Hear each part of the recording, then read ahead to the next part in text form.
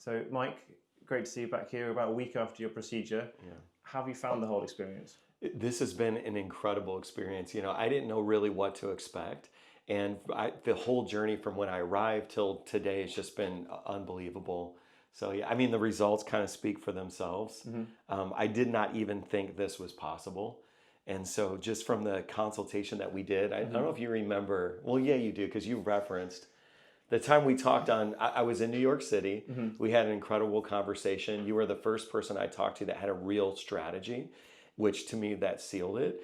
And then getting here till today has been amazing. Yeah, I really enjoyed the creative process. I think sometimes family and friends ask me, do you get bored of just moving hair around? And the answer is no, because situations like this involve a little bit of out of the box thinking. Yeah. You've had your SMP. Yeah. It was how to design a strategy that was consistent with your life, and you're a public figure, you speak publicly, and it's important for you to have a strategy that wasn't just about your procedure, but about dealing with life and the world over that recovery process, which I enjoyed that creative process of coming to that conclusion with you. Yeah, absolutely. Yeah, and the scalp micropigmentation for me was kind of like a Band-Aid on a larger problem.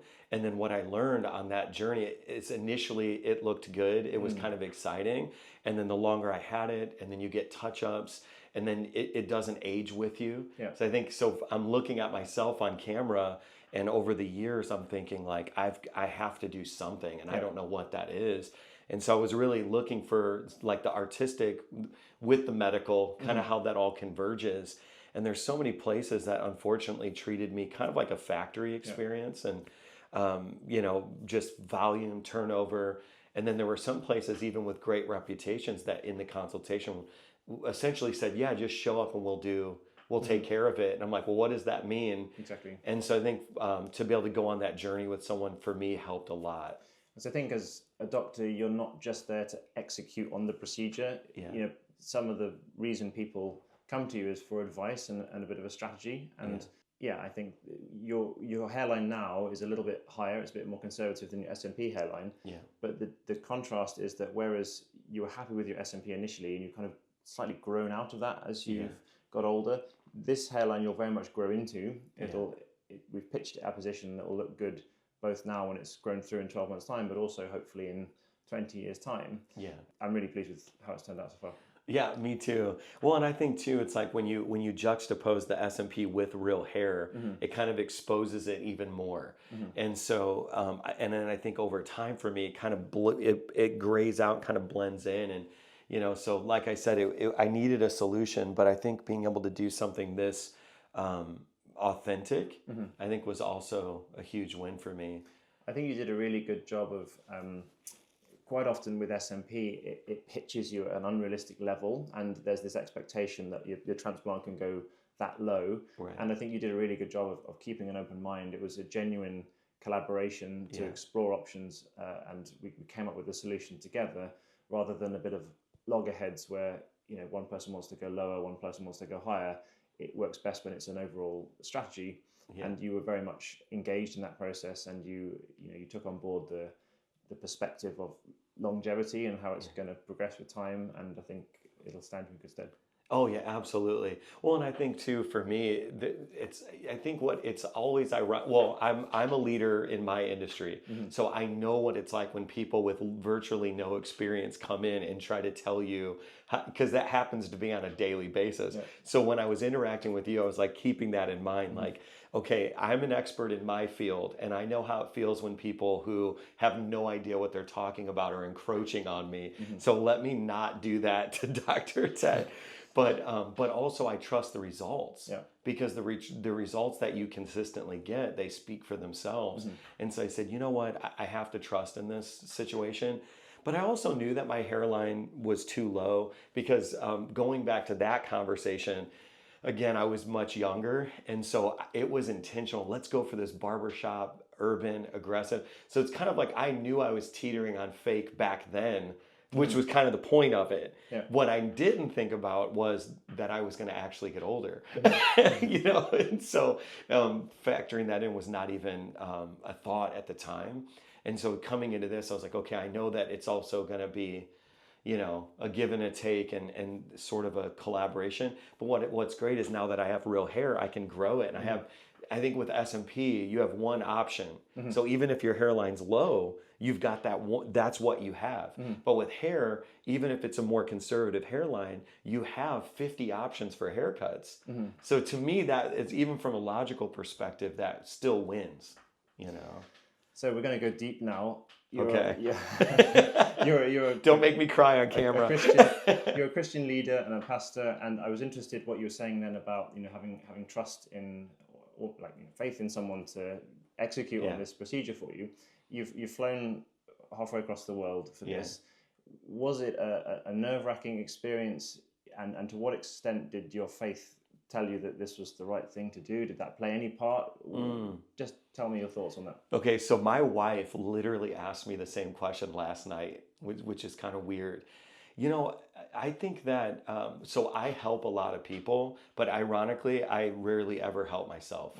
So I think part of this was, you know, because there's people watching right now that they need to make an investment in themselves. Sometimes what feels like selfishness is actually selfless, because it recharges you in order to help other people. I love that. And so for me, it was one of those things where I went years and years and years without helping myself. And I think part of this journey was like me going, there's people, I'll put it like this. There's people who will tell you, I can't afford a hair transplant, but then take 3 vacations within 4 or 5 years where they get absolutely drunk out of their mind and destroy their physical body.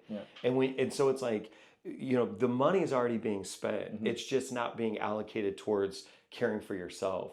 So I think there was something in me that said, you know, when you read the scriptures, God created for 6 days, and on the 7th he Sabbath. He didn't have to rest, but he was like modeling it for us. And so I think for me, this was sort of like, I've been serving people for years. This is my Sabbath. This is me investing. I'm resting so that when I come back on the other side, I can help people more. Recharged. I can be recharged. So that's kind of what I think my faith told me. That's really interesting. And I used the analogy of when you're on an airplane, the flight crew tell you to put your own oxygen mask on first before helping others, because it's a metaphor for, you know, you have to do a bit of self-care in order to carry on giving to the people you care about. So like you said, I've seen it from the other side of the fence, where people really struggle with this concept of, oh, is it vain? You know, should I be spending this money on myself? But actually, you're, without realizing, I think sometimes people are just a slightly lesser version of themselves if they're not truly happy. And then they're a slightly worse husband, a slightly worse father. And you can notice the difference in people's faces when they come back at 12 months and they're just comfortable in their own skin. And that sort of shines through to the other people that they're responsible for caring for. So it's hard to get that across to people sometimes, but it's something I've noticed. It's so true. Well, you know, there's Old Testament scriptures that talk about what we should wear. And on the surface, it's like, well, why does this matter, you know? But when you go deeper, it was like, you know, from a psychological perspective, what you wear changes how you feel. Like right now, I'm dressed down because we did the hair wash today. But if I had a 3-piece suit on, that would change the way I acted. And so how much more your hair? And so I think it's just people are already making investments. They're already spending the money. I think what I had to convince myself of was, I need to be willing to invest in myself, because that's going to actually change, like you said, not just how I act, but how my attitude affects everyone around me. It kind of has a ripple effect. And I think the other thing that I learned from watching other videos of yours is that, like, being bald is basically a choice in this generation to a degree, you know? And I think for me, part of it was like, I had resigned to the fact of, well, this is just my lot in life. And even what you've been able to do and restore, I did not know or think this was possible. And from a faith standpoint, that's how I feel in my work every day. People tell me I have crippling anxiety, I'll always have this.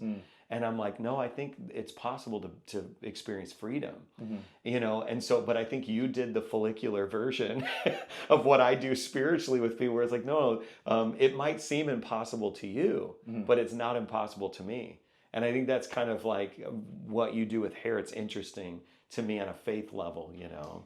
Yeah, I mean, on that note, part of life has to be the acceptance of things that you can't control. And I think hair is something that has changed really over the last 50 years. You know, you might not know the reference, but there was a famous English footballer called Bobby Charlton who had this like really bad comb over. And so we talk about the sort of Bobby Charlton comb over and just the acceptance of that's just how it was. But now that there's an option to treat it, all of a sudden it sort of redefines how we think about hair loss. Wow. So, yeah, I mean, I was just talking to a patient today who's from a sort of Indian background, and they view sort of baldness much more like a disease than the Western world, and it carries a lot of connotations. So I find that really interesting, that the perceptions of hair loss and the option to treat it means that it's a kind of viable thing for many people. Wow. Yeah, that's so profound. Well, yeah, I know my wife asked me if I cried, which I thought was an interesting question, because I'm like, why did you ask that? And she's like, well, you know, over the years, even with scalp micropigmentation, there's still an understanding you're bald. You know, there's still that, like, I don't care what any practitioner would say, there's still, as someone who lived with it for about a decade, the illusion works great on film to a degree, but in real life, people are like, yeah, Mike's bald. And so you do get made fun of quite a bit for that. And my wife, as from a female perspective, was like, man, did you cry? Just because you virtually have zero baldness. It's like gone. And it was like even that awareness. And so I think there's the stigma of not having hair, and the fact that like people don't have to live with that, I think is extremely cathartic. That's amazing. You know, so one of the things I talk about a lot is being kind of present in your daily life. Whether for you it's standing on stage talking to thousands of people, it could be in a dinner with your wife, whatever it is.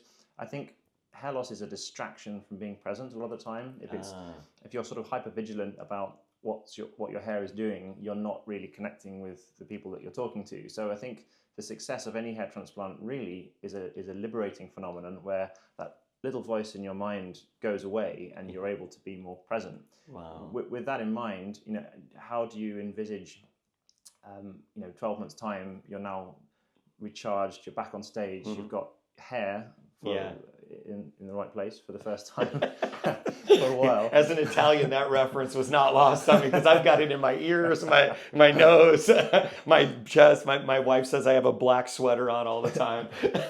Yeah, so now that it's kind of where you want it, how do you see that? Will that make a difference to your, I mean, you're already a very confident guy, but do you think it'll change your connection with people, being more... Yeah, well, I think confidence is a funny thing, because I don't feel confident. So, you know, I'm extremely introverted. I just love people. So like, I think the confidence is more compassion that ends up, the compassion becomes confidence. I like that. Because I'm very deeply convicted about the things I talk about. So I've been nervous 100% of the time I've ever spoken on stage. I'm nervous now in the video, but I also love people and I'm compassionate. That becomes confidence. And so, but when you talked about the distraction, man, so here's the thing.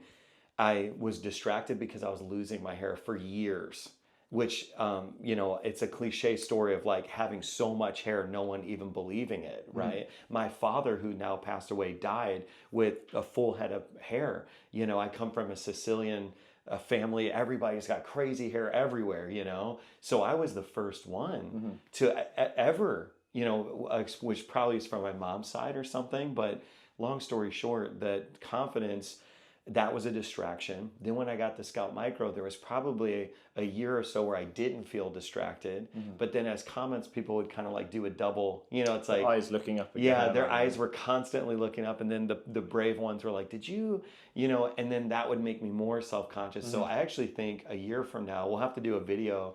I'll do like a big YouTube video on this. Because I think it would probably be the first time in my adult life, completely free of distraction, to say, hey, you know, I'm good. That's awesome. Which I think will be huge. And I think that'll be cool. And then probably I will cry. That's great. It's been fascinating talking to you, Mike. Thanks for coming absolutely. And Thanks so much. Take care.